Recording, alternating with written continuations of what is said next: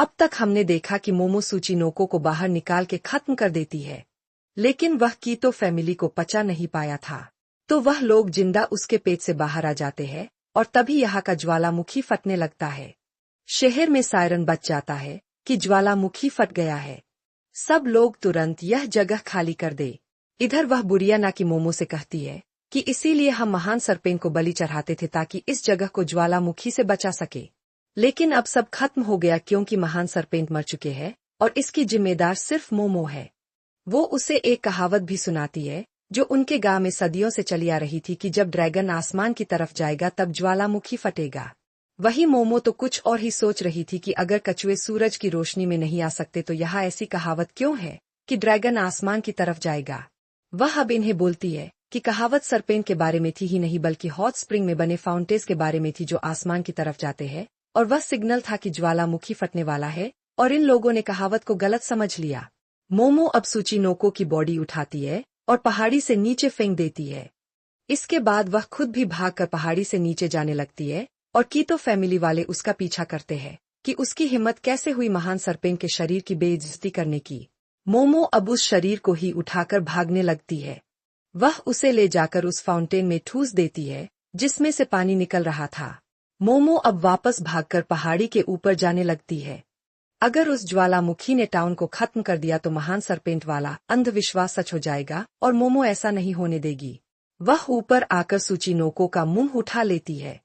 इसका पिछवाड़ा मोमो ने फाउंटेन में ठूस दिया था और इसका शरीर अब एक पानी के पाइप जैसा काम करेगा और इसके मुंह से पानी निकलने लगता है। लेकिन सूचिनोको का चिपचिपा लिक्विड भी बाहर आ रहा था। ज्वालामुखी से निकला लावा सब कुछ जलाते हुए आगे बढ़ रहा था। मोमो उस पर पानी डालती है जिससे लावा ठंडा हो जाता है, लेकिन पूरे जंगल में तो मोमो पानी नहीं डाल सकती। तभी नाकी मोमो को एक जोर की लात मारती है और बाकी फैमिली वाले भी यहाँ आ जाते हैं। नाकी कहती है कि वह मोमो की बलि देकर महान ज्वालामुखी को शांत करेगी।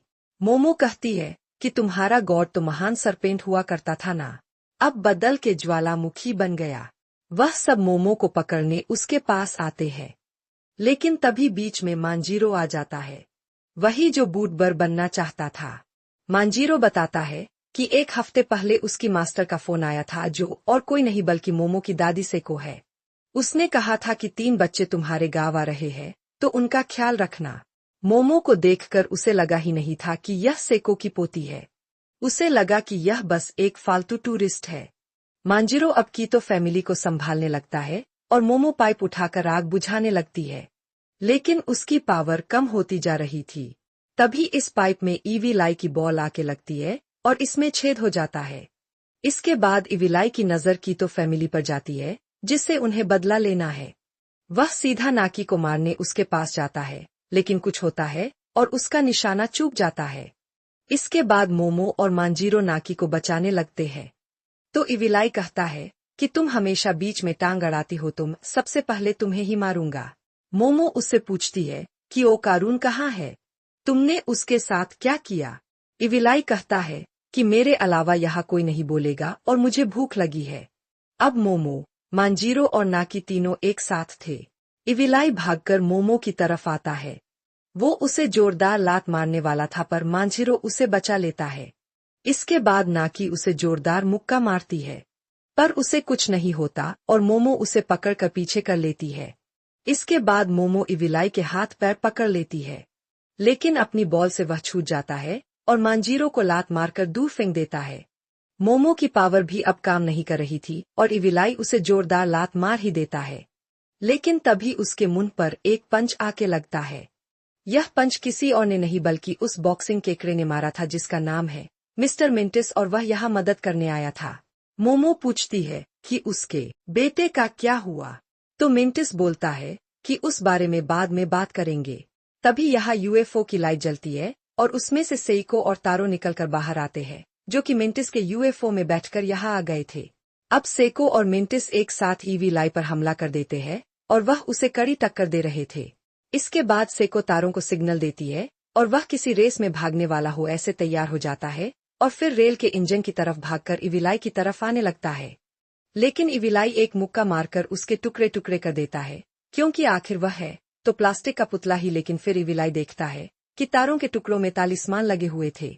मांजिरो भी बैठकर कुछ मंत्र पढ़ने लगता है और तारों के टुकड़े इविलाई के शरीर से चिपकने लगते हैं और वह उसका पूरा शरीर ढक लेता है।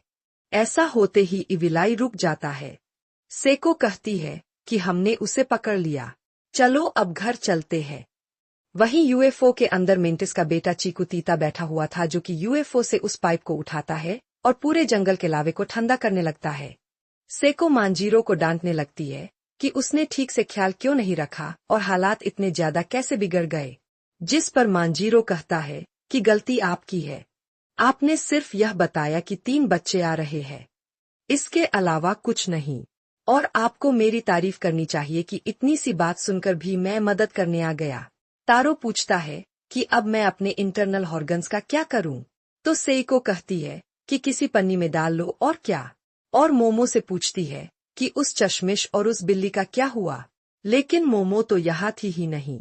मोमो मेंटिस के साथ भागकर उस घर की तरफ जाने लगती है, क्योंकि ओकारून अब भी नीचे फंसा हुआ है। मोमो की पावर काम नहीं कर रही थी, तो मेंटिस मुक्का मार के घर का मलबा साफ करता है और मोमो देखती है कि वह पूरा गड्ढा तो ज्वालामुखी के लावे से भर गया था, यानी ओकारून उसके अंदर जल के राख हो गया होगा। यह देख मोमो शॉक हो जाती है और वह मानने को तैयार ही नहीं थी कि ओकारून नहीं रहा। वो चीकू तीता से कहती है कि थोड़ा पानी गड्ढे में डालो, मैं इसके अंदर जाऊंगी, ओकारून अंदर ही होगा। मेंटिस कहता है कि यह नामुमकिन है, अगर तुम गई तो तुम भी जल जाओगी। मोमो कहती है कि मैंने उसे बचाने का प्रॉमिस किया था, ओकारून मेरा इंतजार कर रहा होगा। चीकू तीता ऊपर से कहता है कि वह इस गड्ढे में पानी नहीं डालेगा, क्योंकि मोमो को उसके अंदर जाने की जरूरत ही नहीं है। मोमो फिर भी उसमें कूदने जाने लगती है, पर मेंटिस उसे पकड़े रखता है। तभी वह देखते हैं कि चीकूता ने अपने यूएफओ से पूरे लावे को ही बाहर निकाल लिया था। उसके बाद उसमें पानी डालकर उसे ठंडा कर देता है। मोमो उसको खोलती है तो ओकारून और टर्बोग्रेनी अंदर ही थे और सही सलामत जिंदा थे। ओकारून मोमो से कहता है कि मुझे यकीन था कि तुम मुझे बचाने जरूर आओगी। टर्बो मोमो पर गुस्से में चिल्लाने लगती है कि इतनी देर से वह कहाँ थी और जल्दी क्यों नहीं आई। मोमो कहती है कि टर्बोग्रेनी के बारे में तो वह भूल ही गई थी। ओकारून अब बताता है कि अगर वह टर्बोग्रेनी को बचाने वापस नीचे नहीं जाता तो जिंदा नहीं बचता, क्योंकि सुचिनोको की उल्टी से वह दोनों जलने से बच गए और कमरे के अंदर लावा आया ही नहीं। वह पूछता है कि जीजी कहाँ है, तो मोमो कहती है कि पता नहीं कैसे, पर वह पहले ही बाहर आ गया था। वह ओकारून को अब बाहर निकालती है और ठोकर खाने से ओकारून मोमो को पकड़ लेता है और माफी मांगते हुए दूर हो जाता है। लेकिन फिर मोमो खुद ही उसे गले लगा लेती है और माफी मांगती है कि वह उसे बचाने नहीं आ पाई और शुक्र है कि वह जिंदा बच गया। और यह एपिसोड यहीं पर खत्म हो जाता है। तो दोस्तों, यह हार कब खत्म हो गया है, लेकिन क्या यह लोग इविलाई को जीजी के शरीर से बाहर निकाल पाएंगे? जानने के लिए अगला एपिसोड जरूर देखें। वीडियो अच्छा लगा हो तो इसे लाइक और शेयर कीजिए। कमेंट करके बताइए कि आपको यह एपिसोड कैसा लगा। तो हमारे चैनल को सब्सक्राइब करके बेल आइकॉन जरूर दबाइए। मैं मिलता हूँ आपसे बहुत ही जल्द अगले वीडियो के साथ।